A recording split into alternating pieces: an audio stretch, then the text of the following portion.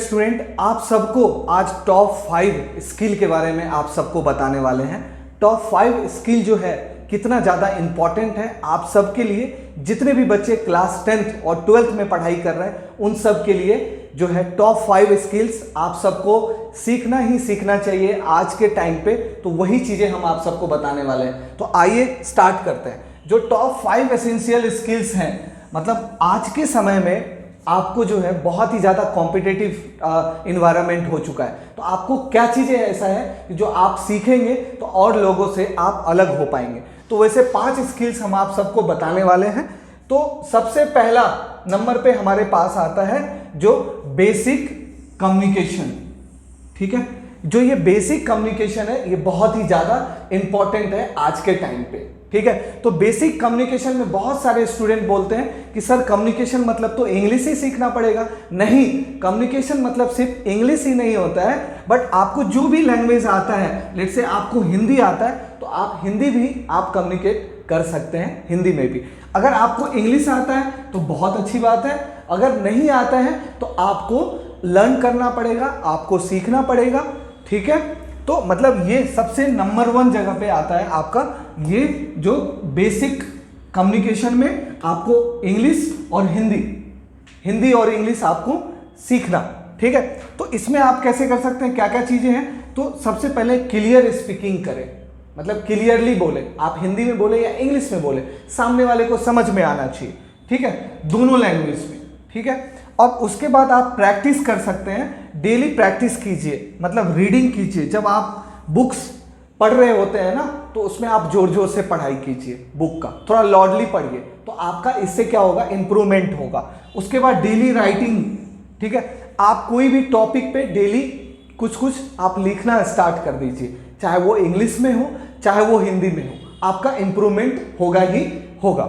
ठीक है, उसके बाद जो है, और सबसे पहले ना ये सबसे ज़्यादा जब आप बाद में 10th 12th के बाद आप किसी कॉलेज में जाएंगे, किसी जॉब के लिए जाएंगे तो आपको इंटरव्यूज में काम आ जाएगा और जॉब मार्केट में आप फिट हो जाएंगे। ठीक है, उसके बाद चलते हैं नेक्स्ट जो है हमारे पास जो स्किल नंबर 2 है वो है डिजिटल लिटरेसी। ठीक है, आज जो आप ये इंटरेक्टिव बोर्ड पैनल देख रहे होंगे, राइट, अभी एक कैमरा लगा हुआ है सामने, ये एक पेन है, इसमें भी जो है ये क्या है, डिजिटल है। तो ये डिजिटल लिटरेसी आपको पता होना चाहिए। आपको आज के टाइम में ये चीज़ें बहुत ही ज़्यादा इंपॉर्टेंट है। ठीक है, आजकल आप सबको पता है एआई में आप एक प्रॉम्प्ट डालेंगे, आप जो करना चाहते हैं वो डालेंगे, आपको सारा इंफॉर्मेशन मिल जाता है ना। तो कितना ज़्यादा कॉम्पिटिटिव हो चुका है, तो आपको डिजिटल लिटरेसी के बारे में आपको पता होना चाहिए। वैसे अभी के स्टूडेंट्स, जितने भी स्टूडेंट्स हैं अभी के टाइम में, उन्हें मोबाइल चलाना, लैपटॉप चलाना तो आता है, बट उसमें क्या क्या चीज़ें सीखना चाहिए वो मैं आप सबको बताने वाला हूँ। कंप्यूटर और इंटरनेट वगैरह का यूज़ कैसे करना है, किस तरीके से करना है, ये बहुत ही ज़्यादा इंपॉर्टेंट है। ठीक है, उसके बाद उसमें आप गूगल को यूज़ करके, यूट्यूब को यूज़ करके, MS ऑफिस को यूज़ करके, ऑनलाइन लर्निंग टूल्स जितने भी हैं ये सबको यूज़ करके आप चीज़ें पढ़ाई कर सकते हैं, समझ सकते हैं, आप अपना डिजिटल लिटरेसी आप अपना बढ़ा सकते हैं। ठीक है, उसके बाद आगे आते हैं। ठीक है, जो आगे है 3 नंबर पे हमारे पास है problem solving and logical thinking. ठीक है, प्रॉब्लम सॉल्विंग और लॉजिकल थिंकिंग बहुत ही ज़्यादा इंपॉर्टेंट है। जैसे आपको किसी चीज़ के बारे में अच्छे से समझना होगा। ठीक है, किसी प्रॉब्लम को सॉल्व करने के लिए आपको उसका समझना पड़ेगा कि क्यों ये प्रॉब्लम हो रहा है, कितने लोगों को प्रॉब्लम हो रहा है, इसका सॉल्यूशन कैसे कर सकते हैं, क्या टेक्नोलॉजी लगा सकते हैं, ये हर चीज़ के बारे में आप सीखते हैं इसमें, problem solving and critical thinking के बारे में। आज ही से आप इस पे काम करना स्टार्ट कर दीजिए और इस स्किल के बारे में पढ़ना शुरू कर दीजिए। ठीक है, और इसमें क्या होगा कि आपका थोड़ा मैथमेटिक्स यूज होगा, पजल्स यूज होंगे, रियल लाइफ सिनेरियोज यूज होगा। ठीक है, ये सब। और उसके बाद जो है decision making and exam performance. ठीक है, इससे आपको जो है पता चलेगा कि लेट्स से कि अभी एग्जाम में 3 मंथ्स का टाइम है एंड मैथ सब्जेक्ट मेरा वीक है, तो मैथ सब्जेक्ट वीक है तो हम उसको स्ट्रॉन्ग कैसे बना सकते हैं। ठीक है, वो आपका होगा प्रॉब्लम सॉल्विंग और क्रिटिकल थिंकिंग या लॉजिकल थिंकिंग, ये एक चीजें सीखने से, समझने से। ठीक है, उसके बाद आपका क्या है, ये देखिए एक छोटा सा ये टर्म है स्टीम, STEM। ठीक है, इसमें जो है, इसमें होता है आपको जो है मतलब जितने भी साइंस से रिलेटेड चीजें हैं, साइंस हो गया, टेक्नोलॉजी हो गया, इंजीनियरिंग हो गया, मैथमेटिक्स हो गया।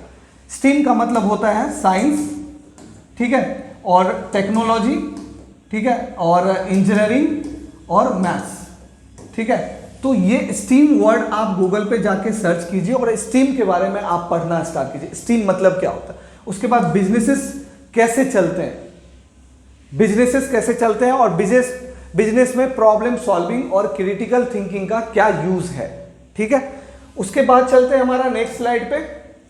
इसमें फोर्थ स्किल है। फोर्थ स्किल में आपको सेल्फ डिसिप्लिन, जो कि मोस्ट इंपॉर्टेंट है बच्चे, बहुत ही ज्यादा ये इंपॉर्टेंट है आपका सेल्फ डिसिप्लिन। लेट्स से कि आज आप डेली 2 घंटे पढ़ाई कर रहे हैं, आज आपने 2 घंटे कर लिया और कल आप पूरा दिन खेल रहे हैं, तो मतलब ये सेल्फ डिसिप्लिन में नहीं आता है। सेल्फ डिसिप्लिन में ये आता है कि आप डेली अगर 2 घंटे भी पढ़ाई कर रहे हैं तो उसको डेली बेसिस पे किया कीजिए। डेली बेसिस पे अगर आपको 10 क्वेश्चन टीचर ने दिया है सॉल्व करने के लिए, तो उसको बैठ के आपको डेली 10 क्वेश्चन डेली का डेली सॉल्व करना है। ये होता है सेल्फ डिसिप्लिन।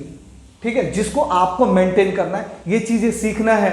पढ़ाई के साथ साथ लोग बोलते हैं अरे मैं कर लूंगा, मैं सीख लूंगा, मैं समझ जाऊंगा, ऐसा नहीं होता है। आपको साथ के साथ चीजें सीखना होता है, समझना होता है।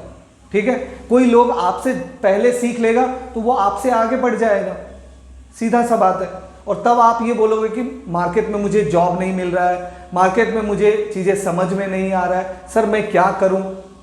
ठीक है, ये सब चीजें होने लगता है। तो उससे बचने के लिए आपको ये करना है टाइम मैनेजमेंट, जो सेल्फ डिसिप्लिन में आता है। आपको टाइम मैनेजमेंट और आपको होमवर्क हैबिट आपको रखना पड़ेगा। आपको डेली बेसिस पे होमवर्क करना है, एक रूटीन बिल्डिंग करना है, आपको एक रूटीन मेंटेन करके रखना, अभी जैसा मैंने आपको बताया है। उसके बाद जो है build long term focus and character. ठीक है, कोई काम एक दिन में नहीं किया जा सकता है, कोई काम एक दिन में नहीं सीखा जा सकता है। आप बचपन में होंगे, साइकिल चलाना ही आप सीख रहे होंगे, राइट। आप बचपन का याद कीजिए, एक दिन में आपने साइकिल चलाना तो नहीं सीखा होगा, 4-5 बार आप गिरे होंगे, कभी पैर टूट गया होगा, कभी आपका जो है हाथ टूट गया होगा, है ना। तो उसके बाद आप लोग सीखे होंगे, एक दिन में तो नहीं सीखा होगा। तो अभी जैसे किसी को मैथ बहुत ज़्यादा मुश्किल लगता है, साइंस बहुत ज़्यादा मुश्किल लगता है, एआई को समझना मुश्किल होता है, MS एक्सेल वर्ड ये सब समझना मुश्किल होता है, कंप्यूटर पढ़ना मुश्किल होता है, इंग्लिश स्पीकिंग करना बहुत मुश्किल होता है। तो अगर आप आज से शुरू करेंगे तो डेफिनेटली है आपको 30 दिन, 40 दिन, 100 दिन, 50 दिन में आपके पास एक बहुत अच्छा रिजल्ट आएगा। ठीक है, तो नेक्स्ट चलते हैं। नेक्स्ट हमारे पास यही 4 और लास्ट का जो है स्किल है हमारे पास 5, जो कि ग्रोथ माइंडसेट। ठीक है, ग्रोथ माइंडसेट बहुत ही ज्यादा इंपॉर्टेंट है बच्चे। एक आपका माइंडसेट ना ग्रोथ माइंडसेट होना चाहिए। जैसे कि आप सब पढ़ाई तो कर रहे हैं, मैथ आपने बहुत ज़्यादा सॉल्व कर लिया, बहुत बढ़िया से पढ़ लिया, 10th आपने बहुत अच्छे से पढ़ लिया, 12th आपने बहुत अच्छे से पढ़ लिया। लेकिन अगर आप ये सोच रखेंगे कि मुझे 10-12 के बाद भी अपने करियर में बहुत आगे जाना है, लेट्स से कि हम आज अपने तरीके से कुछ रिसर्च करें, कुछ मैं नया इन्वेंशन करने का करूं, कुछ नया टेक्नोलॉजी डेवलप करने का हमारे दिमाग में होना चाहिए। ठीक है, आज हम लोग फेसबुक यूज़ करते हैं, इंस्टाग्राम यूज़ करते हैं, यूट्यूब यूज़ कर रहे हैं। ठीक है, इतने बड़े बड़े प्लेटफॉर्म आज जो बना है वो किसी न किसी ने तो बनाया होगा। तो इस तरीके से ऐसे कुछ टेक्नोलॉजीज के बारे में आप सोचिए कि हम क्या, कौन सा टेक्नोलॉजी बना सकते हैं, क्या इनोवेशन कर सकते हैं। ठीक है, तो ऐसे ग्रोथ माइंडसेट वाले लोग जो हैं वो बहुत ही ज़्यादा क्या होते हैं, आगे बढ़ते हैं लाइफ में। ठीक है, तो आपको ग्रोथ माइंडसेट का आदमी बनना है। ठीक है, तो उसमें क्या क्या चीज़ें हैं, तो ग्रोथ माइंडसेट में ये चीज़ें आप डेली दोहरा सकते हैं। आई कैन लर्न एनीथिंग वाला एटीट्यूड, कि कोई चीज़ आपको नहीं आता है ना, तो मैं बोलूँगा कि मैं ये सीख के रहूँगा, मैं आज सीख लूँगा ये चीज़ें। अगर मुझे आज नहीं आता तो कल मैं सीख के बताऊँगा सर आपको।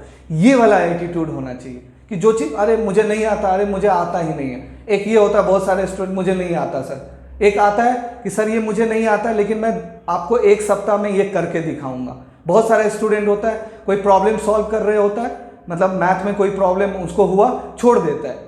कोई स्टूडेंट होता है टीचर से जाके पूछता है और टीचर उसको बताता है, फिर बोलता है कि सर मैं इसको करके दिखाऊंगा।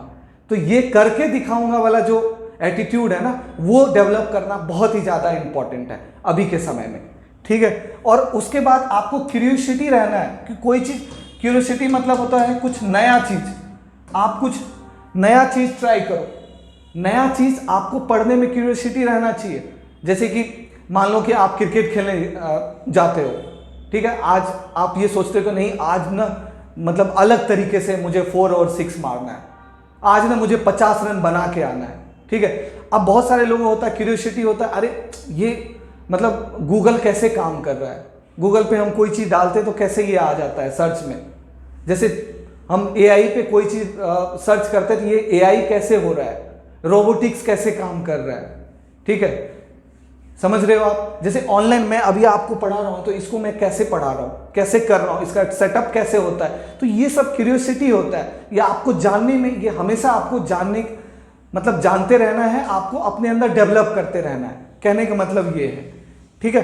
तो मतलब और लास्ट में कंटिन्यूअस लर्निंग, जो देखिए कंटिन्यूअस लर्निंग जो हमेशा पढ़ाई, हमेशा कुछ ना कुछ सीखने के लिए अगर वो प्लेटफॉर्म पे आएगा, हमेशा कुछ ना कुछ सीखने को अपने आप को वो करेगा, तो वो इंसान हमेशा आगे बढ़ेगा, ठीक है। आज एआई का ज़माना है, तो अगर आपने एआई बहुत अच्छे तरीके से सीखा तो आप अपने लाइफ में बहुत अच्छे से ग्रो करोगे, ठीक है।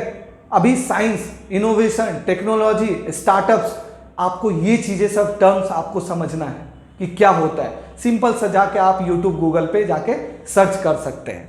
तो यही आज छोटा सा चीज़ें था हमारे पास, ठीक है। और नेक्स्ट इसी तरीके से हम कुछ वीडियोस में आप सबको बताएंगे। हमारा एडोरल क्लासेस का यूट्यूब चैनल भी है, फेसबुक भी है, इंस्टाग्राम है, जहां पे भी आपको फॉलो करना है आप फॉलो कर सकते हैं, ठीक है। धन्यवाद, मिलते हैं नेक्स्ट किसी ऐसे ही बढ़िया सा वीडियो में, ठीक है। Thank you.